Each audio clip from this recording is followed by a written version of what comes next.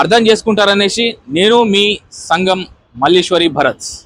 ప్రస్తుతం ఆయిల్ ధరలు పెరుగుతున్నాయి. దాన్ని దృష్టిలో పెట్టుకొని మీకు ఈ విషయం చెప్తున్నది ఏంటంటే, ఈ మధ్యకాలంలో నిన్న ఒకరు మన దగ్గరికి వచ్చారనమాట. ఆయిల్ టిన్ తీసుకొని వచ్చి ఈ టిన్కి రిటర్న్ వాల్యూ ఎంత ఇస్తారని అడిగారు అనమాట. ఈ టిన్కి మా దగ్గర రిటర్న్ వాల్యూ ఇలా పెట్టి దీన్ని ఇలా క్రష్ చేయాలి.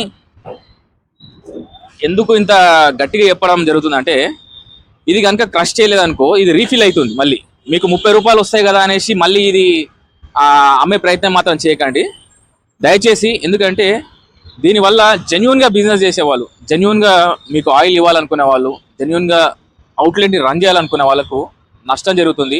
ఆ నష్టము తాత్కాలికంగా మాకు కనబడచ్చేమో కానీ దీర్ఘకాలికంగా మీరు నష్టపోతారు, మీ ఆరోగ్యాలు పాడవుతాయి.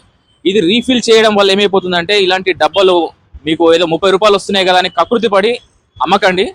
దయచేసి జెన్యున్ డీలర్స్ దగ్గర, జెన్యున్గా మీకు సేల్ చేసే ఆయిల్ డీలర్స్ దగ్గర తీసుకునే ప్రయత్నం చేయండి. మా దగ్గరే కొనాలనేసో లేకపోతే ఇంకోటో కాదు, ఇలా క్రష్ చేయండి. దయచేసి ఇలా క్రష్ చేయండి. సో అర్థం చేసుకుంటారనేసి